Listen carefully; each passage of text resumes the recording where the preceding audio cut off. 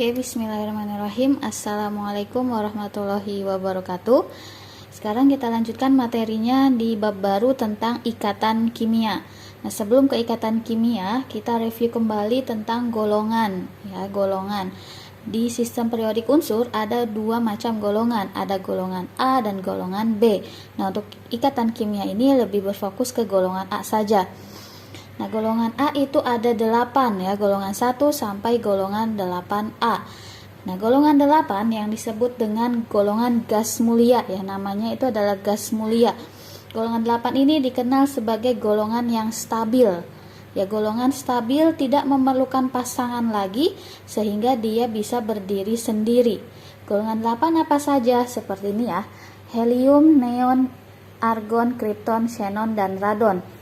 Ini adalah golongan 8, di mana golongan ini bersifat stabil. Ya, golongan ini tidak memerlukan ikatan lagi. Dia sudah bisa stabil dengan sendiri. Sedangkan golongan 1 sampai 7 itu belum stabil. Ya, golongan 1 sampai 7 itu belum stabil. Dia akan mencari pasangannya untuk membentuk suatu ikatan sehingga tercapailah kestabilan. Nah, mengapa ini disebut dengan stabil? Kalian lihat konfigurasinya ya.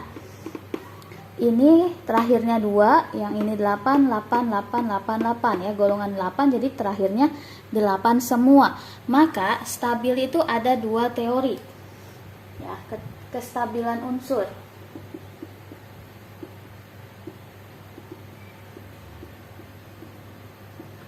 Kestabilan unsur ada teori oktet. Teori oktet itu stabil jika memiliki 8 elektron valensi seperti golongan 8. Ya, stabil ketika punya 8 elektron valensi atau ujungnya angka 8. Berarti dia sudah stabil. Ya, terus kalau satunya lagi duplet. Ya, duplet itu stabil jika memiliki 2 elektron valensi ya, sama seperti helium. Nah, jadi yang terakhirnya 2 itu berarti mengikuti aturan duplet. Kalau terakhirnya 8 berarti mengikuti aturan oktet. Nah, rata-rata itu mengikuti aturan oktet. Yang duplet itu hanya untuk hidrogen, helium, dan litium ya. Cuma 3 ini aja, yang lainnya mengikuti aturan oktet. Ya. Bagaimana suatu unsur bisa mencapai kestabilan? Contohnya, misalnya kita punya natrium. Natrium nomor atomnya 11. Konfigurasinya 2, 8, 1. Oke. Totalnya jadi 11 kan? Ujungnya kan 1. Nah, bagaimana caranya biar stabil? Stabil itu kalau ujungnya 8, ya, ujungnya 8. Nah, ini udah ujungnya 8 nih. Sedangkan di sini masih ada 1, maka 1 ini akan dilepas. Ya, ini akan dilepas. Sehingga nanti hilang kan satunya, sehingga ujungnya nanti 8. Maka Na-nya akan bermuatan positif 1. Ya, satunya tidak perlu ditulis. Ya, melepas 1 jadi plus 1. Contoh lain, misalnya Al. Nomor atomnya 13, berarti konfigurasinya 2, 8, 3. Ujungnya 3. Pengen terakhir 8, berarti diapain nih 3-nya? Dilepas, ya, atau dibuang aja 3-nya gitu, dilepas. Maka Al-nya menjadi bermuatan positif. Ya, kalau melepas itu positif. Melepas berapa? Melepas 3, jadi 3 plus. Oke. Contoh lain, misalnya oksigen. Oksigen nomor atomnya 8. Konfigurasinya 2,6. Nah, terakhirnya 6. Masa 6-nya mau dilepas? Sayang sekali kalau 6 dilepas, terlalu banyak. Biar jadi terakhirnya 8, maka tinggal kita tambahkan dengan 2. Ya, 6 tambah 8 kan 2. Kalau terakhirnya 6, berarti dia menangkap. Ya, menangkap 2 elektron. Jadi dia nangkap 2 elektron, maka O-nya O-nya bermuatan negatif kalau menangkapnya 2 jadinya 2 min, seperti itu. Oke, kita lanjutkan. Ada 2 jenis ikatan yang akan kita pelajari ya. Yang pertama ada ikatan ion. Ciri ikatan ion yang pertama yaitu terbentuk antara unsur logam dan non-logam ya, unsur logam dan unsur non-logam itu ciri yang pertama.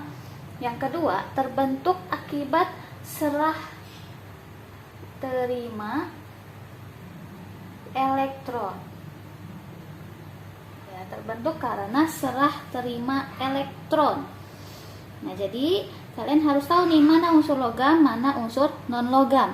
Unsur logam biasanya itu golongan 1 sampai 3 A, yaitu unsur logam. Unsur non-logamnya ya selanjutnya golongan 4 sampai 8A, yaitu adalah non-logam.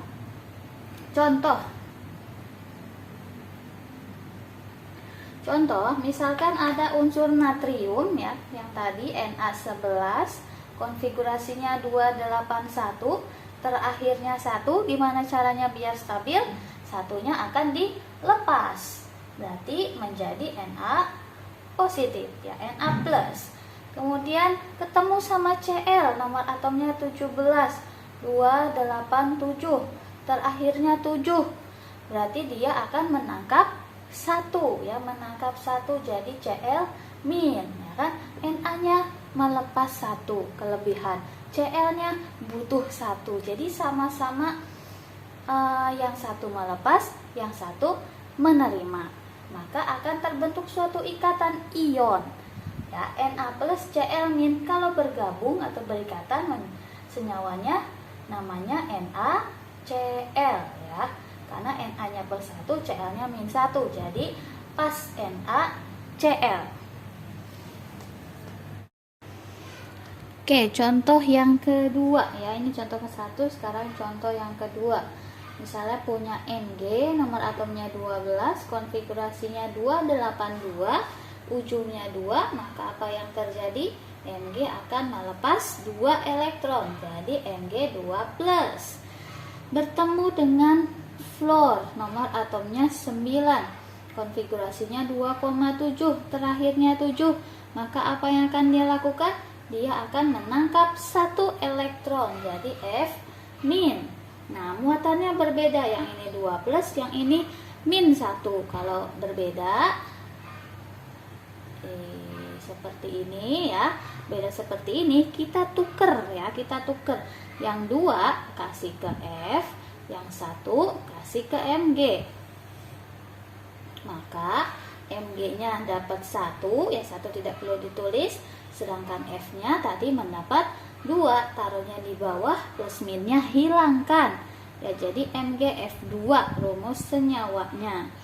Contoh yang ketiga, misalnya ada Al ya, nomor atomnya 13, konfigurasinya 283, ujungnya 3, maka apa yang terjadi?